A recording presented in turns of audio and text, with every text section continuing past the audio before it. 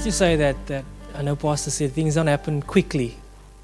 When you get aligned, things don't always happen on that moment or at that moment. But for me in particular, things don't always work according to the norm. I think so. Let's just give you a bit of background. Before I came to the Lord, I was a Rasta, and I had no desire to have Jesus in my life at all. I was quite happy with the way I was. And my grandmother, however, was not too pleased about my decisions. And so she forced me to go to an Anglican church so that I could get confirmed. Now, confirmation is basically just a tradition that helps you become a participating member of the Anglican church. And because you are a member, our argument was, if you die, they can bury you, right?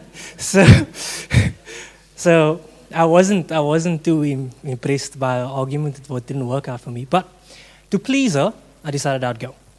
So one of the requirements to get confirmed is you go on a camp. And I stood there. They had the worship, and people are worshiping and lifting their hands. I'm thinking, these people are weird. There's something wrong with them. There's nothing normal about this. Craig was preaching that night. And so I had no idea at the time, but I stood no chance of coming out of there without knowing Jesus. So he preaches, and he has an altar call, and I was, no, not going to do this, sorry.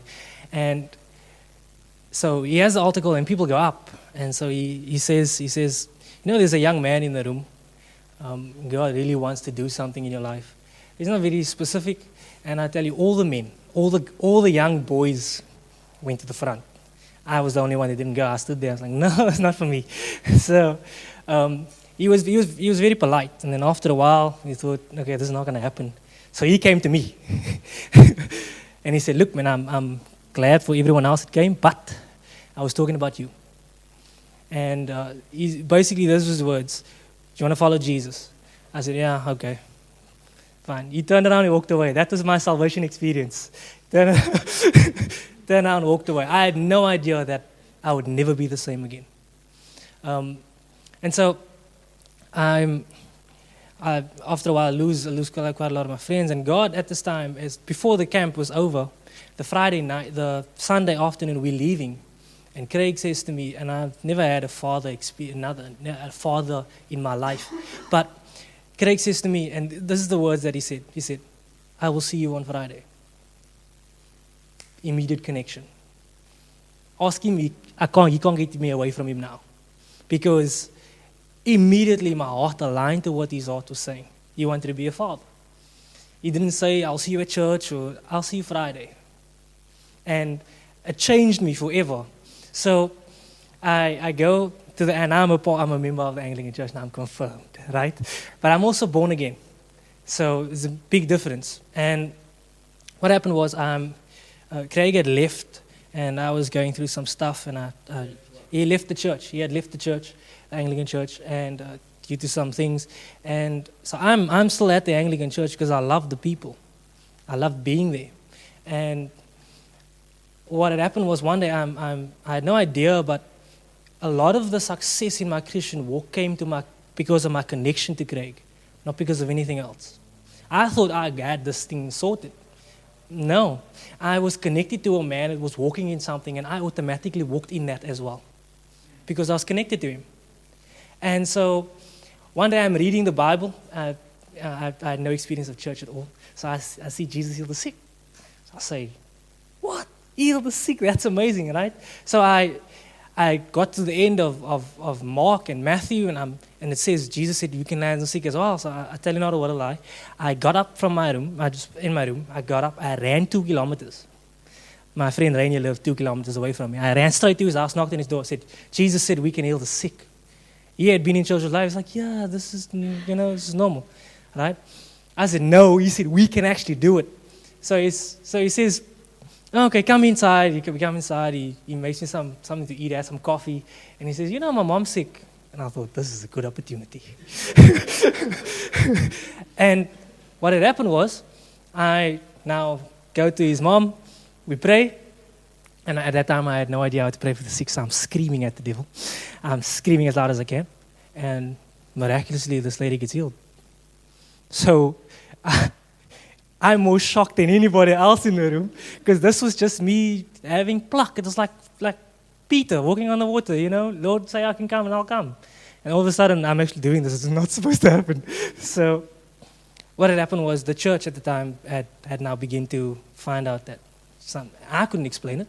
They couldn't explain it. And they said, well, you should leave. And so I left the Anglican church, but I got reconnected to Craig. So again, that connection was there, and I'm walking in something that is not my doing. It's something that's on his life, and because I'm connected to him, I have it as well.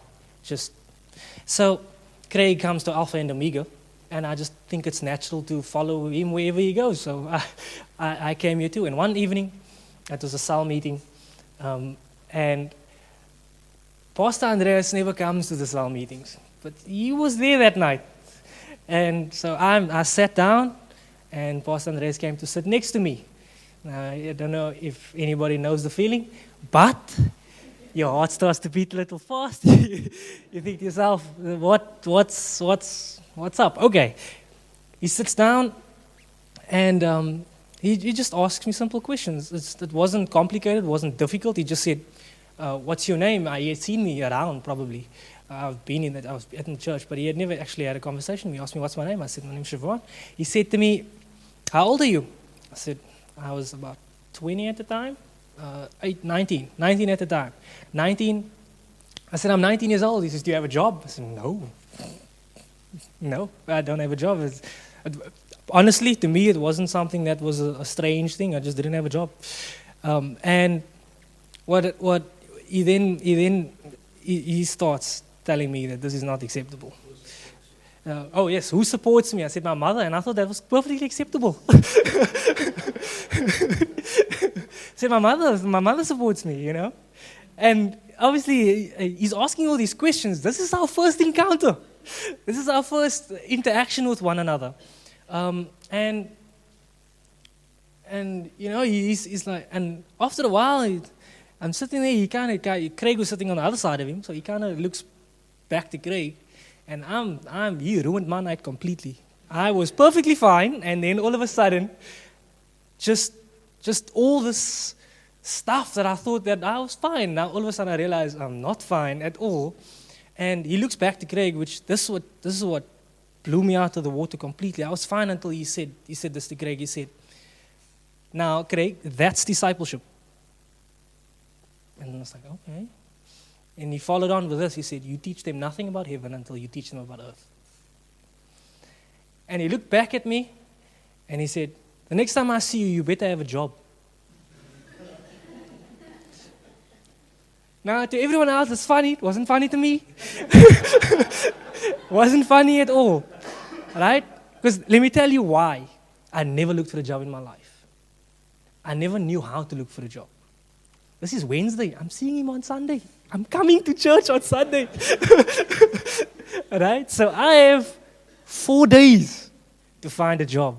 It's very difficult to find. Actually 2, because you're not going to find a job on a Saturday. So what happened was, we're driving home, and I'm quiet in the car, and everyone wants to know, is everything okay?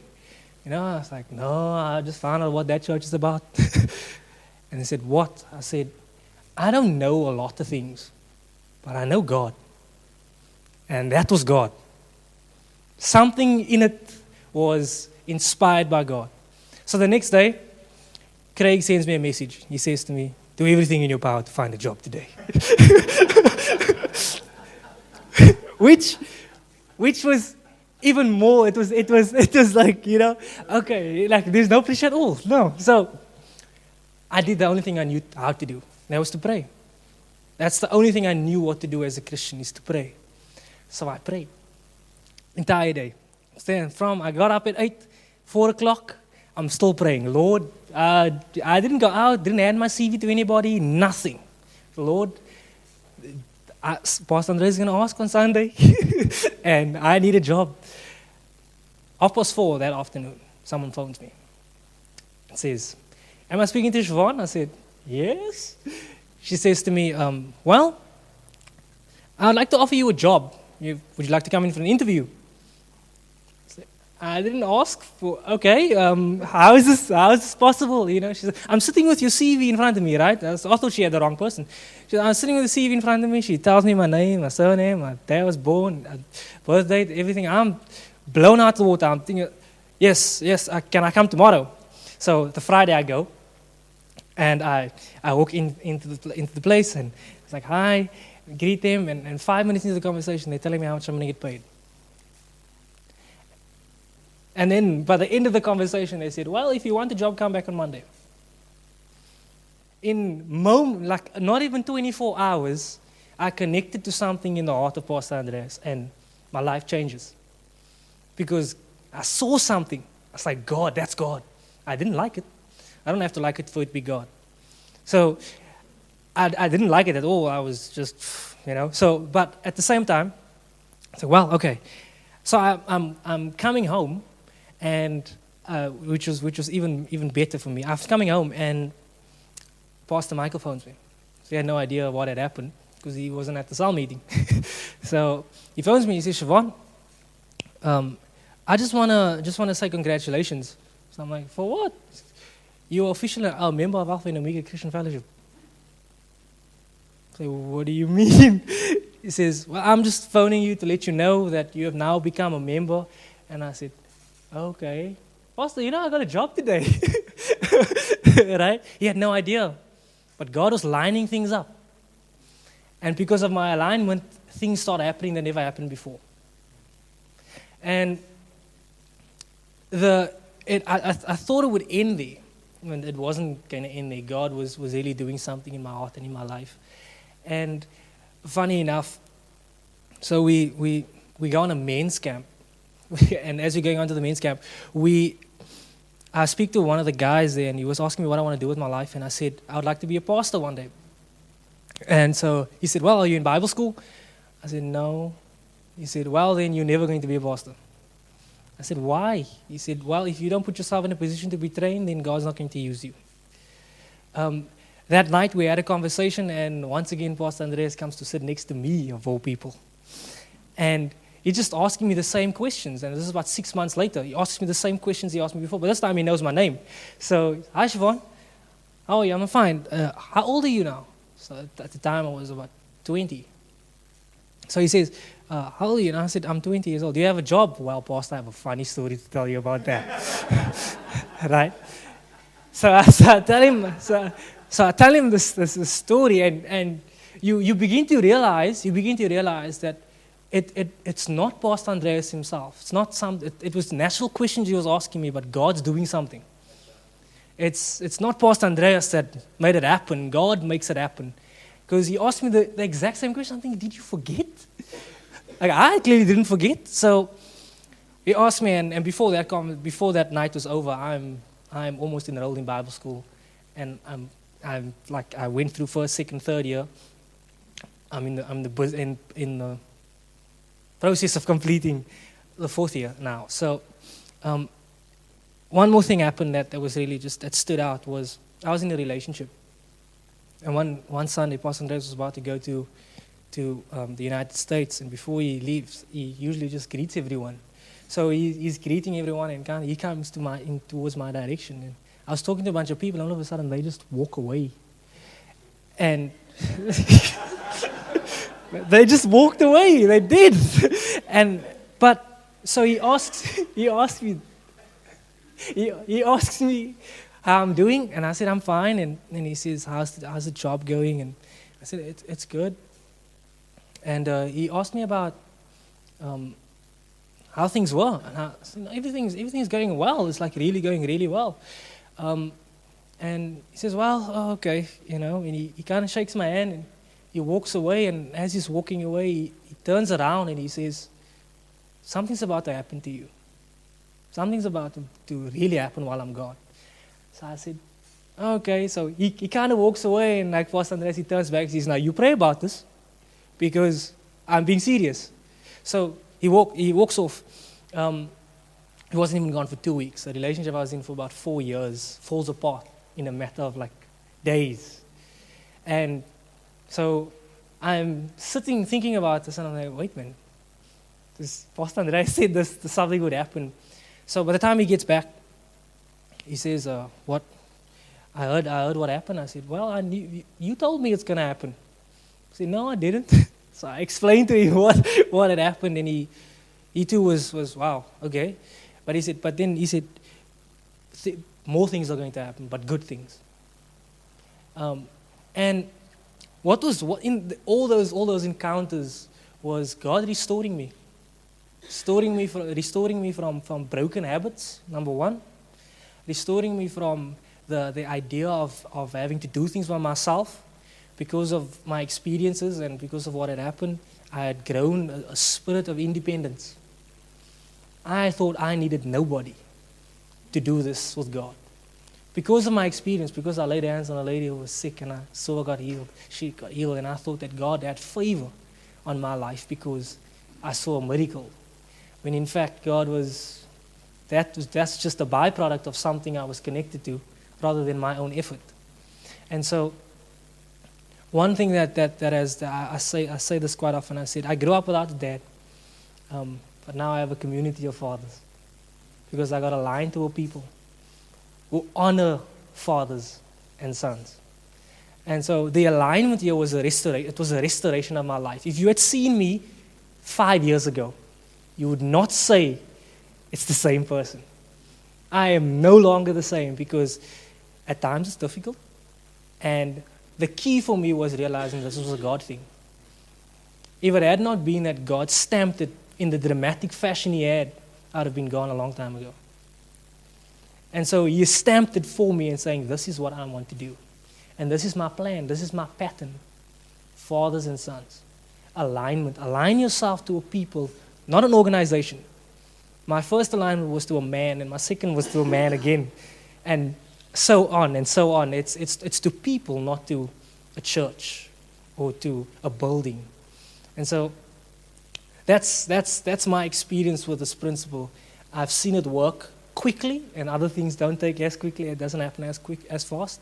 But I can tell you, I've lived this, and I've seen in a matter of hours what it could do for you. Amen.